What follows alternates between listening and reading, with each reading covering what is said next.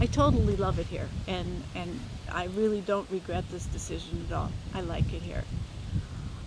So that's how I arrived here.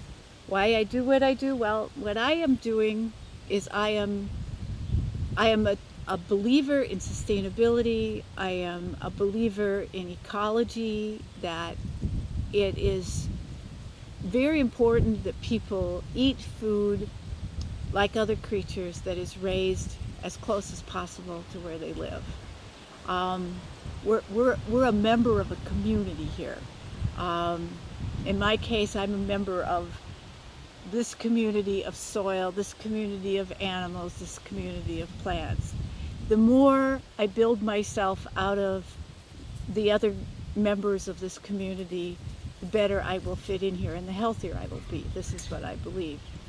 And so I'm here. I study diligently, and I am building the soil life as best I can. I'm saving water and using the groundwater as little as I can. I'm trying to be sustainable. I'm trying not to waste. And I'm also trying to build a food community here in this neighborhood of so many miles around here. That's what I'm doing. I grew up on a farm. I gardened a lot as a child, but then I left for many years, and coming back and learning this environment again has been a little bit like a beginner's world. What I'm doing is I, I, I seem to naturally accept that you build health from the soil up, and the quality of the plants that a soil produces is way down the food chain in plants. So if you want nutrient dense food, then you help the things that live in the soil to be vibrant and alive and very ample. So I compost constantly. I mulch heavily. I try not to water with groundwater. I try to use only rainwater. All of my fertilizing happens in the fall, and I don't use any fertilizers at all in the spring. In other words, I don't feed the plants that grow above the ground at all. I feed the plants and creatures that live in the soil, and I believe that that's the right way to do it. I know that my food tastes good, and I'm trying to be as self-sustaining as I can. So I raise not only fruits and vegetables, I'm also raising as much of my own meat as I can, and I try to treat all of my creatures with deepest respect. So this goes to that part about I've made a commitment as best I can not to eat prisoners.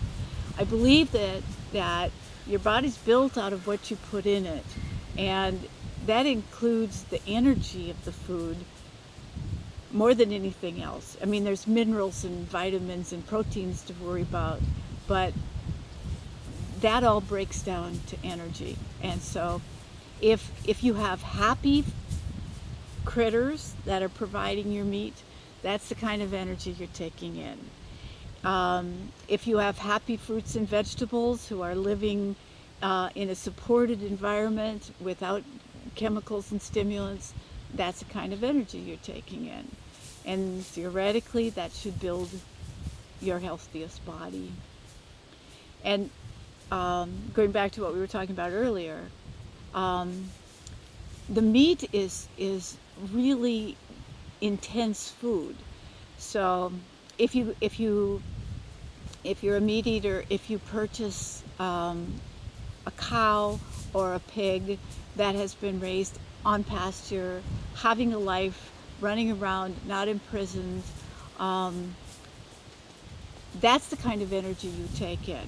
If you eat meat that has been raised in confinement and is intensely packed together and is wishing to escape and is angry and frustrated with their life, then that's the kind of energy you take in. It's a serious concern for me. The cost is, of course, a serious factor, and a lot of people won't buy, for example, grass-fed beef or pasture pork because it's pricey. But whereas they can go to the grocery store and buy much less expensive pork or beef that was raised in confinement. But here's the key. If you look at the bodies of people who eat pasture pork and grass-fed beef, they tend to be leaner and more athletic. And my belief is that's because that's what they're taking in. Perhaps if you're eating food that costs a little, you'll eat a little less. Perhaps if you eat food that is raised to be nutrient dense, you'll be satisfied better and you won't be craving food so much. And your body will reflect the fact that you're eating nutrient dense rather than calorie dense food. I have 14 acres, but probably 5 of it is shelter belt, which is very necessary out here. We have amazing winds out here and extreme cold and weather conditions, so I like those. But I think probably I have 5 acres under tillage. And in 5 acres, you can raise a great deal of food. With rotations, you know, without repeating the same crop in the same spot. I have planted a pretty extensive shelter belt on the southwest corner because that's where I find the most damaging winds come from. And while it's growing, the trees, some of the trees are now up to about, I don't know, 8 feet or so. I have found that if I make planting beds in between the rows of trees. The trees are 20 feet apart, so there's plenty of space. So I go down the middle and I make this bed for strawberries, asparagus, tomatoes, whatever. The trees grow better. Now the trees are not getting more watered and they're not getting more,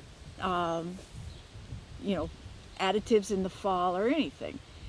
But going down the center is this other species, this nurtured crop, and the trees get just by default get attention. You know, they get talked to, and the trees grow faster if I have a garden bed going down the middle, which is kind of fun.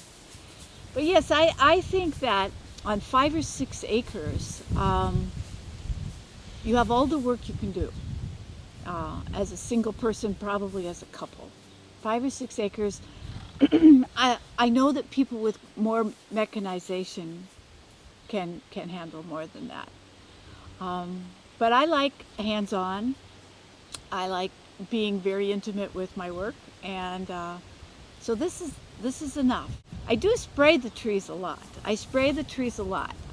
But I use no chemicals. I use fish emulsion, and I use neem oil for bugs, and I use a little kelp in the water, and a few effective enzymes to build what's happening on the leaves. The trees like that. And by building the immune system of the tree, I use nothing to kill anything. And I like that. That pleases me. I do pull thistles, I will admit that. I pull lots of thistles. That's part of the game. There's mendacity. Mendacity is such a good word, you know, this concept that a whole lifestyle can be built on something that has marginal or no truth. It can be built on a lie. And we have that going here. We have this concept that farming can be done like a factory, that you can grow these fields of corn and soybeans almost as though it was hydroponics. You plant the corn, you feed it chemicals, you spray it, you kill everything you don't want, and you can usually, God willing, you get huge crops, and fortunately, the farmers can make a great deal of money. But what is missing is that that isn't food they're growing. What they're growing is a commodity that will be altered very seriously, and used as fuel and then fed in an artificial environment or processed into packaged foods that have very little nutrition left in them, unless artificial nutrition is added to it. At the same time, here we are in some of the richest farmland of the world, and it's hard to find table food. It is hard to find good, clean, natural, healthy, health-enhancing food. There are many people who have gardens, who have small gardens, raise a bunch of food for their own family. Many of those people in southwest Minnesota, which is like a 13 county area, there's probably 100 of those people who have surplus and who take it to farmers markets and sell it, and that's really good. And I'm glad, because those little tiny gardens that are loved and cared for, and where people spend their evenings and their mornings and their Saturdays, that's top quality food. There's nothing but good energy going into that food, so that's really good. But there's a problem about the schools. Farm to School is a great idea. It's a fabulous idea. And I know that the statewide health improvement program is committed to it and trying really hard to make it flourish. But the problem is that the producers aren't cooperating. So I say to myself, why aren't the producers cooperating? Well, I think they aren't because, number one, if you look at the bottom line, you look at the cold hard facts, you can't make a living. You can work your tail off, but you can't make the bottom line be enough to support yourself and your family, no matter how hard you work on it. So you have to have a day job or another means of income. So you go off and do whatever it takes to make the money that you need to live on, and then your gardening, your food production, has to be secondary. So they have small gardens and they sell small amounts. There's just not enough to deal with this huge market that is the schools. Schools are a huge market, huge. If you think about the number of children who have to be fed at least one meal a day, that's more food than we can presently produce. And the reason we can't produce it is because it's not lucrative enough. I see that building a food community needs to involve a couple of things. It needs to involve, first of all, producers being willing to produce enough to feed the kids. This is big. We need to know who the players are. We need to know who's involved so we can start talking to each other, so we can start planning, so we can start, each of us, increasing our production. And we need a consciousness raising thing going on so that people will spend the extra dollar to buy the top quality food, so that the food producers can afford to raise the food. This is a major change that has to happen. We need a renaissance here. We need people to understand that it's like buying a pair of shoes. If you buy a cheap pair of shoes, you will have a cheap pair of shoes, might even look good. But how long will they last, and what will they do to your feet? Or you can buy a really nice pair of shoes that cost a fair amount of money, but they'll feel good on your feet, and they will be good for 10 years. So it's the same with food. If you take in really good quality, high energy food, your medical bills are going to be reduced tremendously, much more than the extra money you're spending on food. In fact, somebody figured out, and they said 3 times. You get 3 times the benefit. So the food community that needs to arise has to consider these factors. How can we make the public aware enough to pay what it costs to raise the food?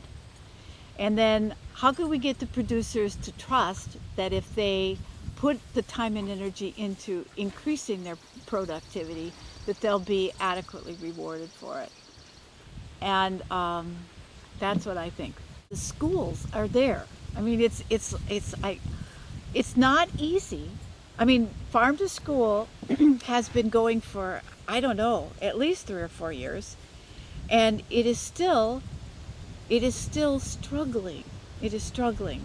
Um, Most of the schools don't do any farm to school. And those that do around here in southwest Minnesota, where the big commercial farm is the mode, right? Down here, a school may purchase from 4 or 5 producers, but that's about it. And that isn't, that's small. And so that's why I say we need a renaissance. We need an awakening to the fact that there's this huge market that needs our service. That's the ready market. And the steps are that the producers have to understand good agricultural practices, they have to understand post-harvest handling, they have to understand cool and dry, cool and clean. But it's common sense. And if we just take a little bit of energy and tell the producers exactly what is required, I believe that they could understand that they could meet it. They could meet that. And we might very well have to do some cooperative work. The kitchen that I'm talking about is meant to be a cooperative effort. You present the kitchen and you invite people to come, and we need somebody who caters with local foods. I mean, this would be a huge step if someone were to cater with local foods. So the kitchen would be there. They could come in, they could buy from local people, and they could do, for say, the Chamber of Commerce annual banquet. It would be a win-win-win all the way around situation. But the market is there. It is there in the schools. And I don't think there's anything more important. There's some great saying that I probably won't get right, but it's something about it's easier to build a healthy child than to fix a broken man. And if we could get the kids eating healthy food, again, it's a win-win-win. Everybody wins. And if instead of going home and drinking soda pop and eating chips or whatever kids do when they get home, if they actually wanted a good carrot, this would be a huge step forward. What you need is immediately at hand. It is already there, immediately at hand. You just have to wise up to be able to see it. And I believe that when it comes to food, that this is a very important point. We need to be part of the community of the soil. We need to eat food raised as close to where we are as possible. This is basic ecology. And it's one of those points that tends to go right over our heads. We like olives, we like bananas, we like oranges, so do I. But the majority of what we eat should be raised locally. And those of us who are fortunate enough to raise food locally, we need to feed our immediate community first. Then if there's some left over, then it goes out to the next ring. But it should start here. It should stay here. We should build healthy bodies here. People around here they're caught in a cycle of raising grain, having grain products fed to the animals, and having then the animals marketed back. And they feel this loyalty to eat the grain-fed meat. It's part of their cycle. It's part of, it's like, why would they buy pasture pork or grass-fed beef when they're raising corn and soybeans? And those corn and soybeans, after they're processed, get fed to the cattle. Well, if you don't buy that product, then you're being disloyal to your own business, sort of. So that's hard to get. That one's hard to sell. I mean, there is some market. And those of us who really believe that it's not smart to eat prisoners, if we're going to eat meat, we will do our best to always have, free range poultry or grass-fed beef and pasture pork. But that one's a real hard one to convince. The vegetables, the farmers markets are doing better and better. When I started the farmers market in Walnut Grove, there really weren't active farmers markets around. And now, when I was researching for the local food catalog, I found 25 farmers markets in southwest Minnesota.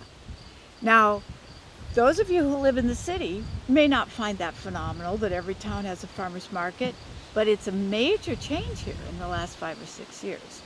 That means that people are starting to buy from farmers markets, because there's two parts to a farmers market. There's the people bringing the stuff and they have to be there, and there's the people buying the stuff and they have to be there. You can't have just one. So if the farmers markets are proliferating, that means the people buying from farmers markets are proliferating. So there is a consciousness coming, particularly in fruits and vegetables. The average age of farmers is way too high. I mean, the average farmers around here are not spring chickens anymore. And it is a serious concern who's going to take over the farms, or are they going to consolidate more and go from 2,000 acres to 4,000 acres to 6,000 acres, which I don't think can happen, because I think the size of the equipment is going to be prohibitive. This is clay soil. You get any bigger machines and they're going to be mired in the mud. That's my hope, actually, I suppose. But it is a serious concern where we're going to get our young farmers. I have 3 sons, all of whom are outdoor type guys, and all of whom dig in the dirt and love to be active with their hands, but none of them want to come and take on my project here, which is kind of sad for me. But they're all, you know, they grew up in Washington State, so they're kind of thinking that that's the perfect place. Whereas I grew up here, so I think this is the perfect place. When I was a child, there were, I think, 8 families within a mile of where I grew up. 8 families.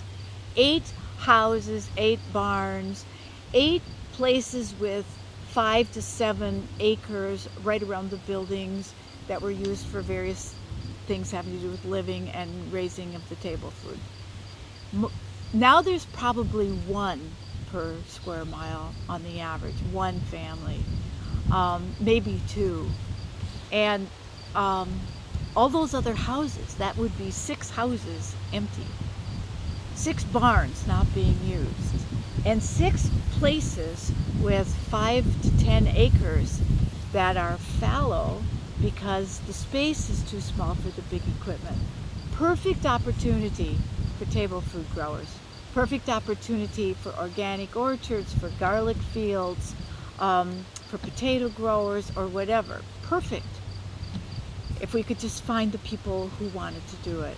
And they could probably either rent them for very little money. They could probably rent them for $500 a month, no problem. They could probably buy them for a fraction of what the land is worth. This would be a way to provide all that food that we need for the schools. I mean, you know, the pieces are here if we could just get them to connect. But we have to break through that orthodox thinking, and we have to empower the producers to think they can make a living. As it stands right now, they can't make a living, and that will keep everything from happening.